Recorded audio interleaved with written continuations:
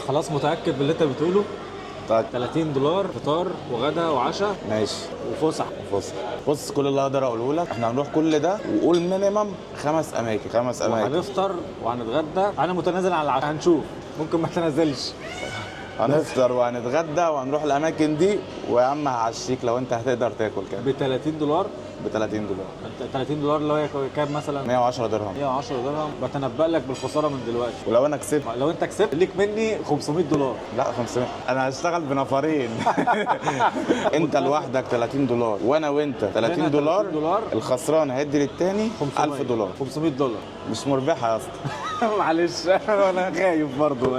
خلينا 500 دولار. 500 دولار ماشي. تمام تمام يا جماعه. لكن التحدي هيقف برضه على عدد الاماكن، يعني انت ما تجيليش تروح مكان واحد تقول لي انا صرفت فيه 30 دولار وخلاص. مينيمم هوديك 4 5 اماكن. 4 5 اماكن ماشي. في سويسرا برضه الاماكن جنب بعض. انا مش قصه اماكن جنب بعض يعني، اوكي ممكن هوديك برج خليفه وكده اللي الناس كلها بتروح، بس باقي الاماكن حلوه يعني.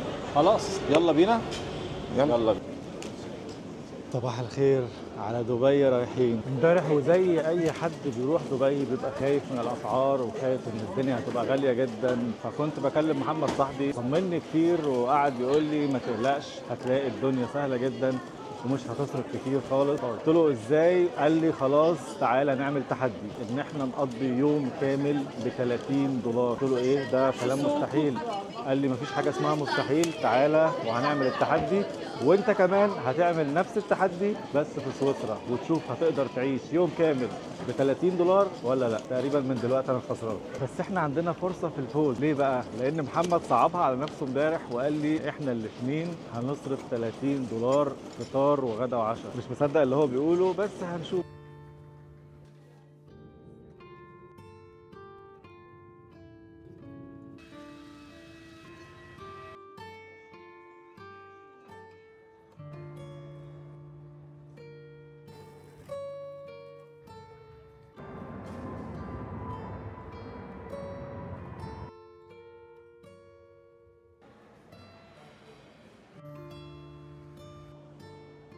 مطعم العمدة الجميل. التحدي ابتدى يا جماعة.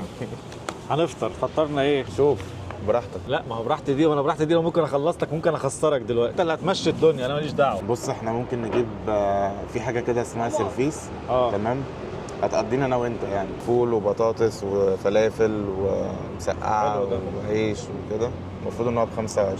طب كلمنا بقى على المنطقه اللي احنا فيها دي، ما تمتاز بايه؟ انا شايف ان هي منطقه شعبيه شويه، فيها حياه فيها حركه. بص هو احسن حاجه في المنطقه دي انها كلها مطاعم مصريه وهتلاقي فيها كل حاجه. ده اللي انا شايفه يعني بالنسبه يعني الناس اللي هي بتحب الاكل العربي او كده، وحتى مش مصريه بس يعني هتلاقي اغلب السكان في المنطقه هنا مصريين مغاربه عرب عموما، حاليا ممكن سودانيين شويه. تاني حاجه الكافيهات اللي هنا كلها مصريه ومغربيه بس الاغلب مصريه. مثلا كمطاعم هتلاقي هنا في ده العمده وفي الامور اللي حوالي 3 او 4 فروع.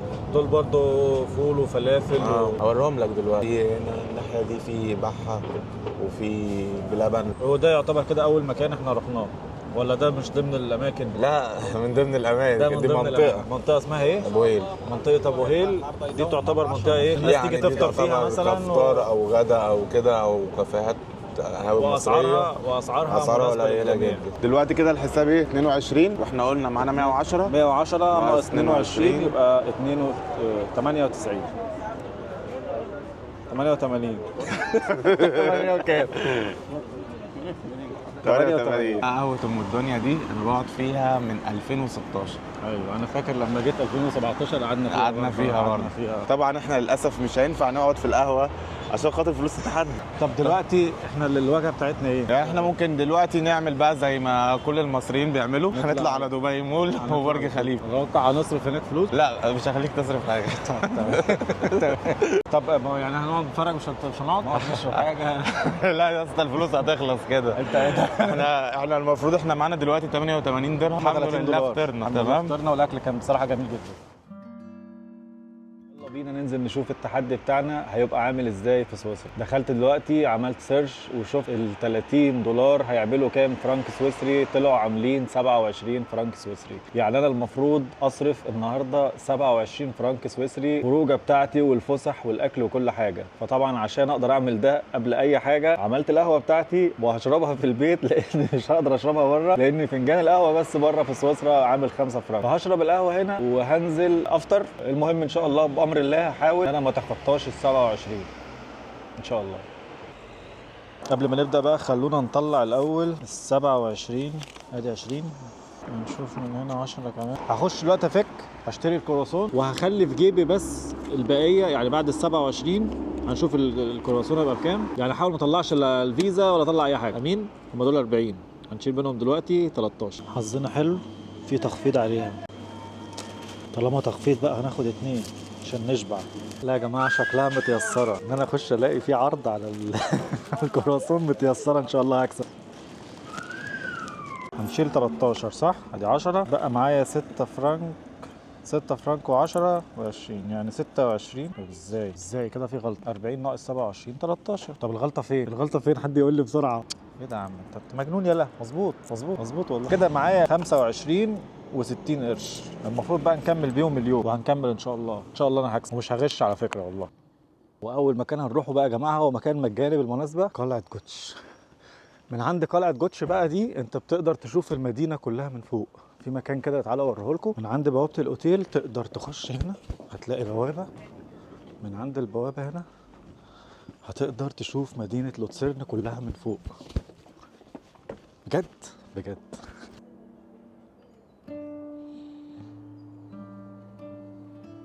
كان مفتوح للناس كلها، مش لازم تبقى نزيل في الاوتيل ولا اي حاجه، لكن بالليل بيقفلوا البوابات دي.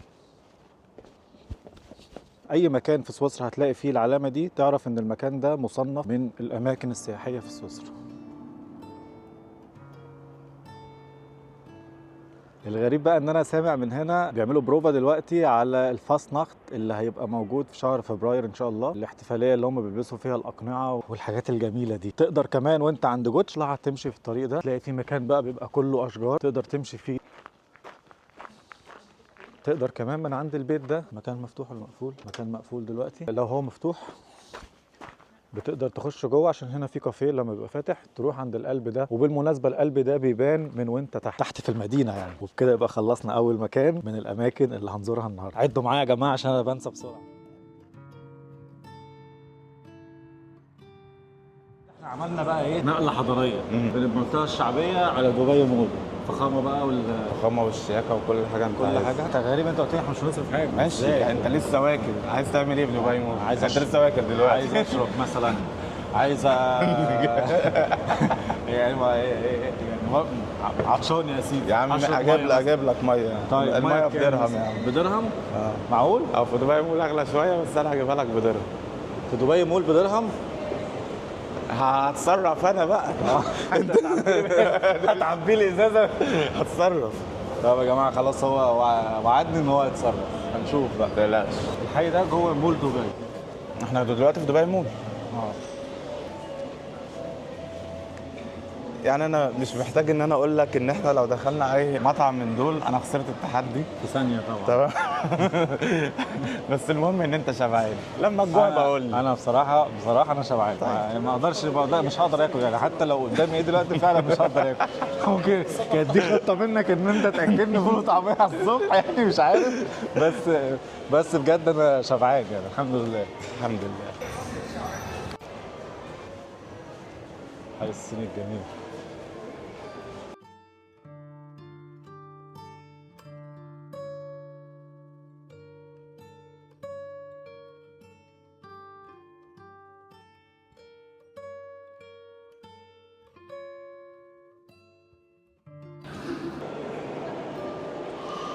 صراحة ده من أحلى الأماكن اللي عجبتني.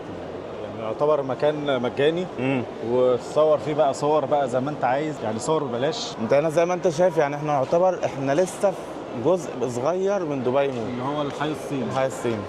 حي الصين يا جماعة صور جميلة. إيه يا جماعة في بلاش أهو. لحد دلوقتي ما دفعناش حاجه.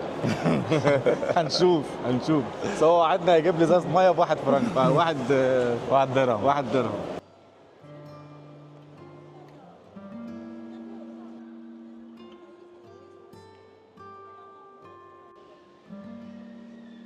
النافوره دي بشوفها على طول. هو غالبا يعني هتلاقي اي حد لسه جاي الامارات اول صوره بينزلها هنا وعند برج خليفه.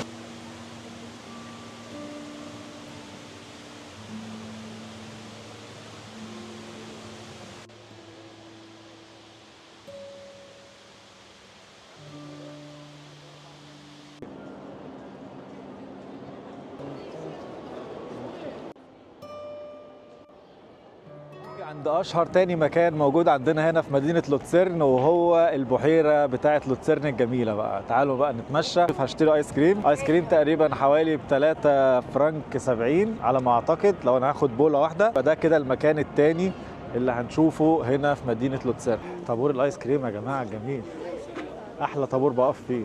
ما اخبيش عليك يا محمد يا اخويا، انا حاسس ان انت هتخسر. تصحيح بسيط بس، الايس كريم عامل 4 فرنك 20 قرش، 73 زي ما انا قلت. هو كان ب 73 بس هو غالي دلوقتي. لحد دلوقتي صرفنا 5 فرنك 60. Kuchen البيستاشيو bitte. Das haben wir leider nicht. Ah. Wir haben nicht alle Sorten, ist noch Also Vanille Vanille im Korn oder Becher? im Corno bitte. Jo, das ist... لقيتش بيستاشيو بقى، بس معلش جبنا فانيليا. وبصوا الطابور بقى قد ايه.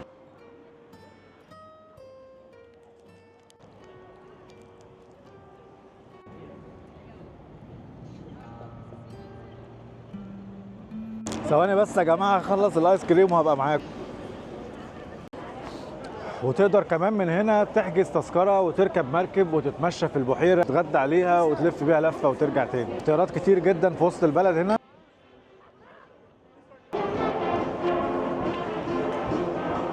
مكان تاني تقدر تروحه لو انت في مدينه لوتسيرن ومجاني مفتوح، تقدر تيجي هنا عند المسرح، ودايما بتلاقي حفلات او دايما بتلاقي ناس بتلعب مزيكا، هتتبسط جدا.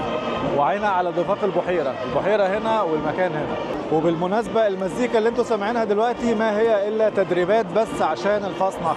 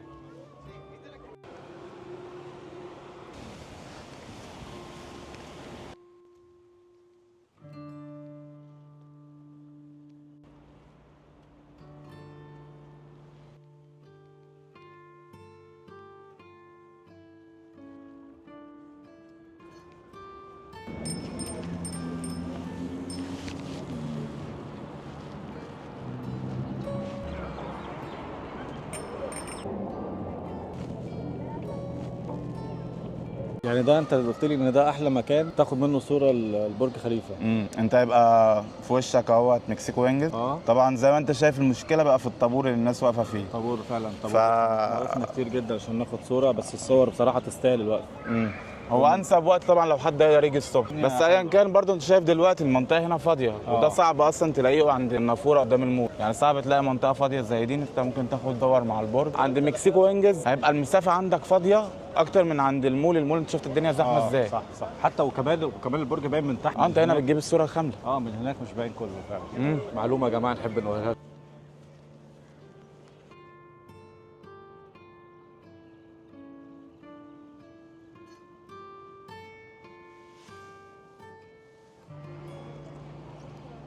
جينا هنا عند المكان الثالث وهو كوبري تشابل او كابل بروك. يلا بينا بقى تعالوا نشوف الكوبري ده ونعرف قصته ايه سريعا كده. ناس كتير جت هنا سويسرا وجت لوتسيرن ومشت على كوبري تشابل او كابل بروك وما يعرفوش ان الكوبري ده في سنه 93 اتحرق بالكامل، او 90% 80% منه اتحرق، ولحد دلوقتي ما يعرفوش هو سبب وراء حريق الكوبري ده ايه. ولكن زي ما انتم شايفين الكوبري رجع تاني احلى من الاول، وما زال محتفظ برونقه وجماله وحلاوته وشقاوته وطعامته، وشكلنا هنكسب يا جماعه. المكان الثالث يا جماعه كوبري تشابل، هتلاقيه في وسط المدينه القديمه، هتلاقي بقى حواليه بقى البيوت والمدينه القديمه، هتلاقي بقى ايه اماكن كتير جدا تقعد تشرب فيها قهوه وتحس ان انت كده ملك قاعد، مش مجرد انسان عادي. وهنا المكان اللي رحناه اول حاجه قلعه جوتش، معرفش باين من هنا ولا لا، ده كان اول مكان رحناه النهارده.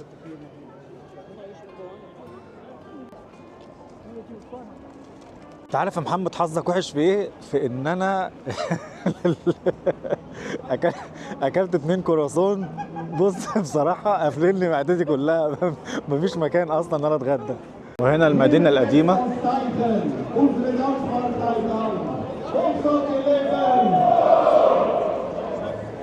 كل دي بروفات يا جماعه عشان الفاستناخت اللي جاي.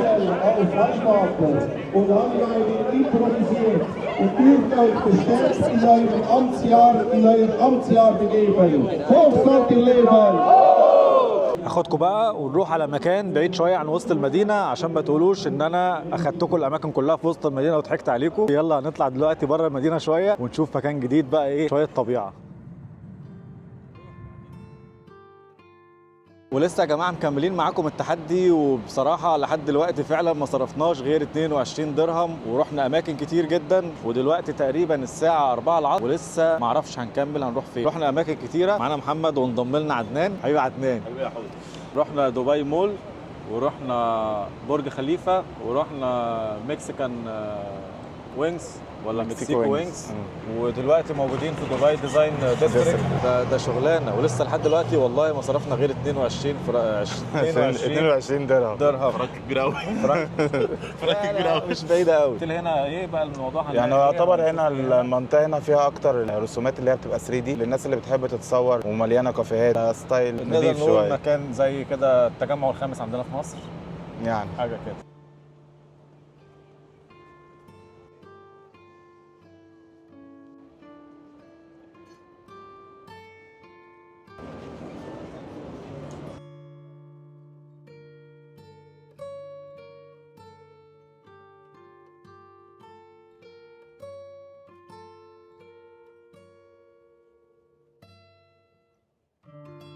عند المكان الرابع زي ما قلت لكم طبيعة، بس احنا هنا في وسط الطبيعة، مكان بقى جميل. يعني انت حواليك بقى ايه الخضار كله، تقريبا نص التلج ساح، يعني هو المفروض كان كل ده كان تلج، بس التلج من هنا ساح، التلج هناك لسه ما ساحش.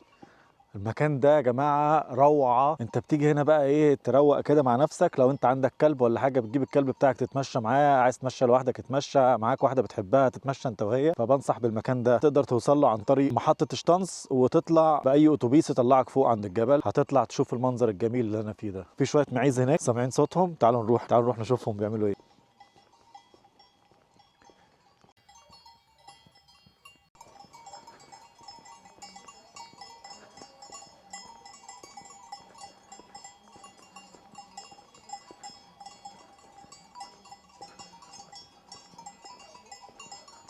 الاختلاف الشاسع ما بين دبي وما بين سويسرا او مدينه لوتسيرن في سويسرا، ان دبي كلها ابراج بس، انما هنا في طبيعه بقى. هنا ابراج تقريبا شبه منعدمه، ممكن تلاقي برج مثلا 15 دور. السويسريين ما بيرضوش يعيشوا في الابراج، بالنسبه لهم الابراج دي حاجه كده انت كدستني في مكان كده. السويسريين بيحبوا يعيشوا في المكان اللي احنا فيه ده. مكان كده بيت أسرة كاملة، انت حياتك كده في هدوء. وبصراحة هي دي أحلى عيشة، يعني ان انت أصلا تعيش مع نفسك كده، يبقى عندك كده خصوصية، بقت حاجة مستحيلة في زماننا يعني. ده الأتوبيس اللي ممكن تطلعوا بيه، تقريبا كل نص ساعة في أتوبيس.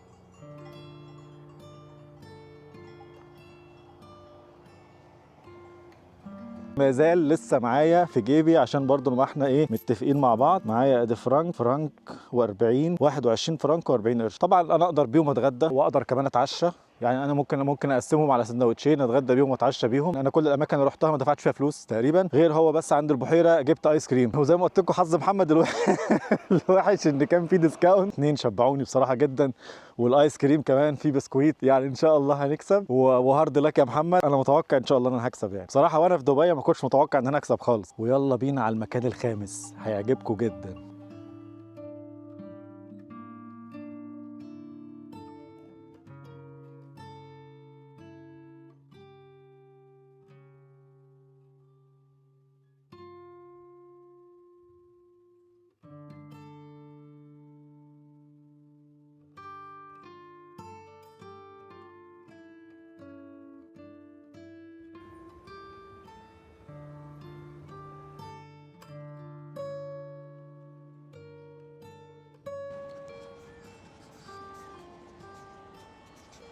عين دبي الجميلة يا جماعة، عين دبي الجميلة يا جماعة. ولحد دلوقتي ما صرفناش غير 324 درهم، وده مش حاجة يا محمد. أنا ابتديت أجوع، مضطر أقول الكلام ده بقى. يعني أنا ابتديت أجوع. أنت إيه بقى قصة؟ يا يعني عم إيه؟ انا قلت لك اكتر من مره تعالى نروح ناكل، قلت لي مش قادر والكلام ده. ماشي، دلوقتي أنا تمام. عايز آكل بقى. تأكلني فين؟ تأكلني هنا؟ لا هنا ازاي؟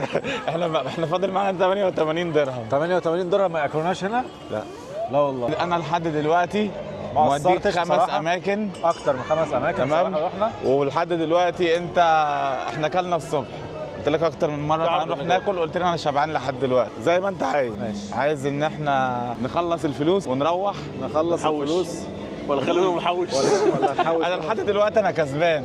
انت كسبان. انتوا قلتوا لي بقى يا جماعه ان المفروض هنمشي قدام عشان تطلع الصوره، عشان تعرف تصور الصوره دي. الصوره الجميله. يعني يا جماعه في مول كده بتخشوا منه وبتطلعوا من الناحيه الثانيه عشان تاخدوا الصوره كويسه للندن اي، سوري، لدبي اي.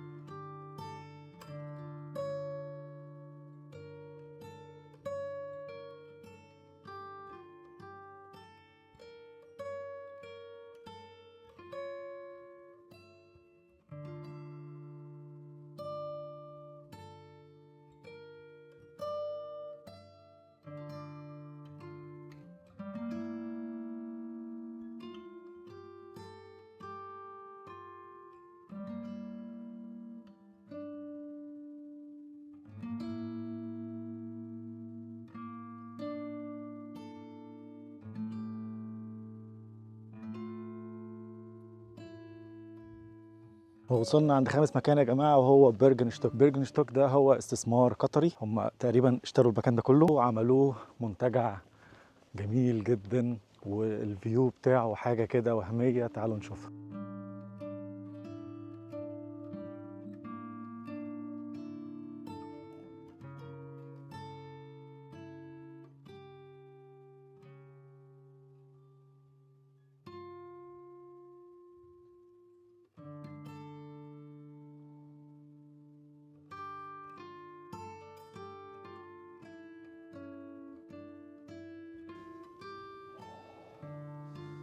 ميزة المكان هنا انك مش هتدفع حاجة الا لو قعدت شربت حاجة او قعدت كلت حاجة.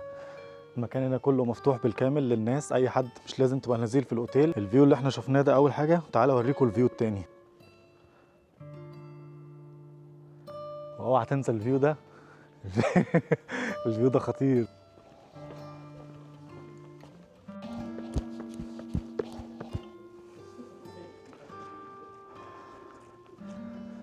تقدر تيجي تخش التراس وتتفرج على كل لوتسيرن من فوق، مش بس لوتسيرن، بحيرة لوتسيرن وبحيرة برونون كمان تقدر تشوفها من هنا.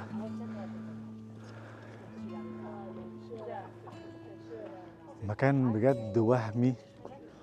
وتقدر كمان تطلع الاوتيل هنا عن طريق المركب. المركب اللي جايه هناك دي بتيجي بتنزلك هنا، وفي قطار بيطلعك لحد فوق هنا تابع للاوتيل. يعني تقدر تيجي هنا بطريقتين، يا اما عن طريق الباص يا اما عن طريق المركب.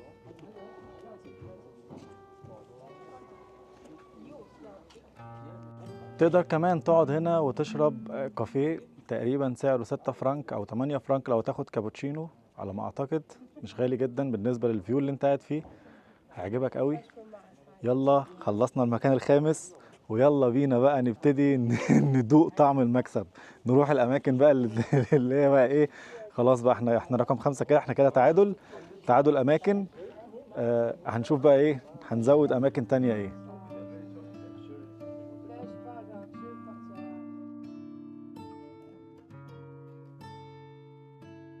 يلا يا عم اخيرا هناكل، يلا يابا. ايوه جوعتنا يا عم.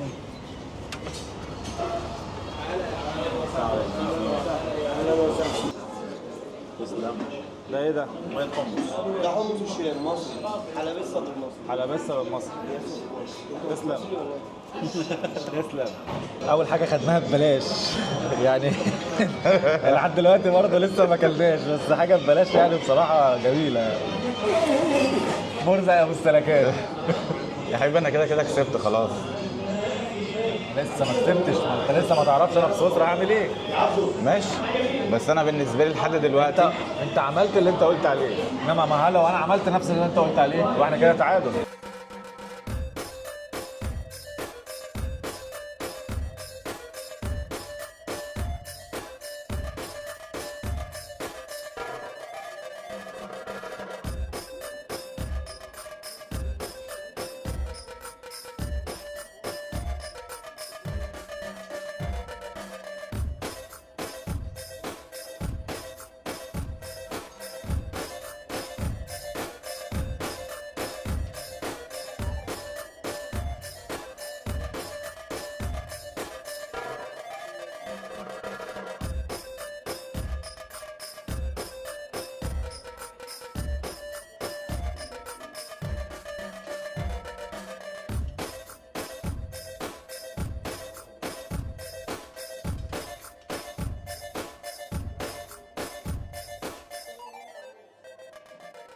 طبعا شباب زي ما احنا معودناكم ان ابو طارق دايما عنده كله الجديد واحنا النهارده مش في مصر زي ما اتعودنا، احنا النهارده في الامارات فرع دبي، وهنعمل الراجل ده ونطبق الكشري بتاعنا بطريقه كشري ابو طارق. واول حاجه زي ما اتعودنا دايما الصلصه بتاعتنا الجميله، نحط شويه كده الدقه بتاعتنا اهو،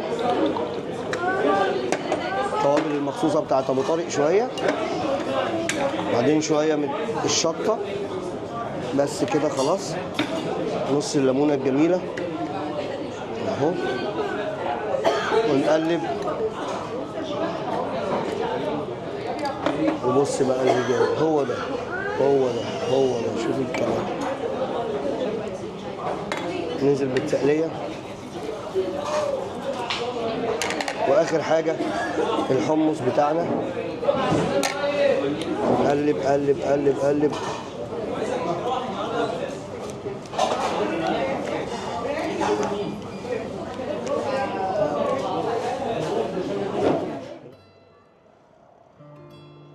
وجينا عند اكبر مول في سويسرا، مول اوف سويسرلاند. تقريبا مش هنصرف حاجه لان انا مش محتاج اشتري حاجه ولا محتاج اكل. الحمد لله لحد دلوقتي شبعان. فيلا بينا ناخد جوله بسرعه جوه، وبعد كده نشوف هنروح فين تاني.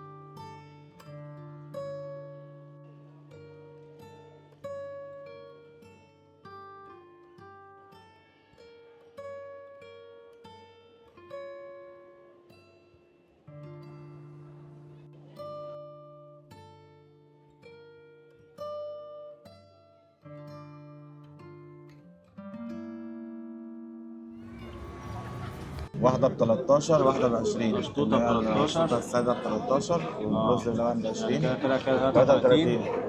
33 و22 فطار. 36 غدا، يبقى كده 91. 91 ايه؟ درهم. يعني كده لسه معانا كام؟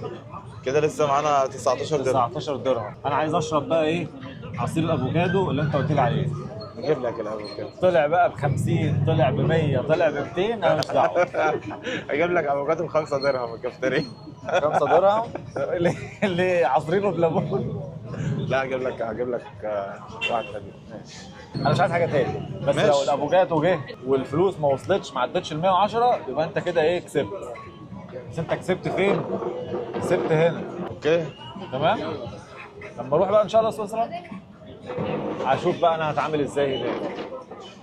في حاله ان انا ما قدرتش اكمل يوم بنفس الطريقه اللي احنا عملناها النهارده، يبقى انت كسبت. في حاله ان انا قدرت، يبقى احنا كده متعادلين. ماشي. وقتها الناس تحكم، الناس هتحكم طبعا. مقارنه بالاماكن طبعاً. ومقارنه باللي احنا لفينا عملناه. كتير، ماشي انا معاك، احنا لفينا كتير وانا هناك برضه هلف كتير.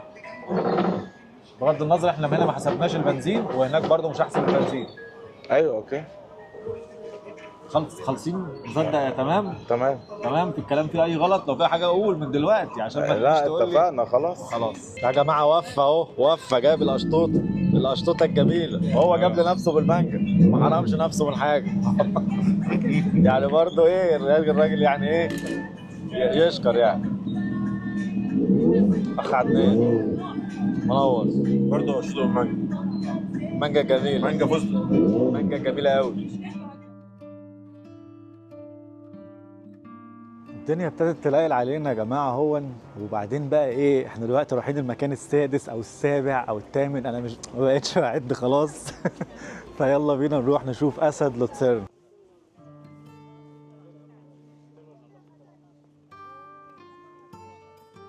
اسد لوتسيرن من اهم المزارات هنا في مدينه لوتسيرن، واللي هو بيرمز لتضحيات السويسريين ايام زمان في الحرب مع فرنسا. وحوالين المكان هتلاقي فيه كافيهات كتير، وهتلاقي فيه كمان الاماكن اللي بتبيع السيفونيرز والهدايا بتاعت سويسرا. يعني كل المحلات اللي هنا تقريبا كلها بتبيع بس هدايا من سويسرا. تحبوا نروح اماكن تاني ولا كفايه كده؟ ابتديت اجوع شويه، فيلا بينا نروح ناكل حاجه خفيفه.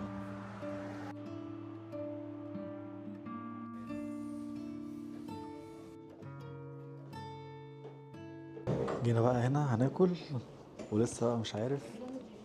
انا معايا تقريبا 21 فرنك، 21 فرنك و40 قرش، فلازم نشوف حاجه تعديش الرقم عشان ما اخسرش. الموضوع صعب والله يا جماعه. الاسعار كلها 25 و34، يعني شكلي هخسر ولا ايه؟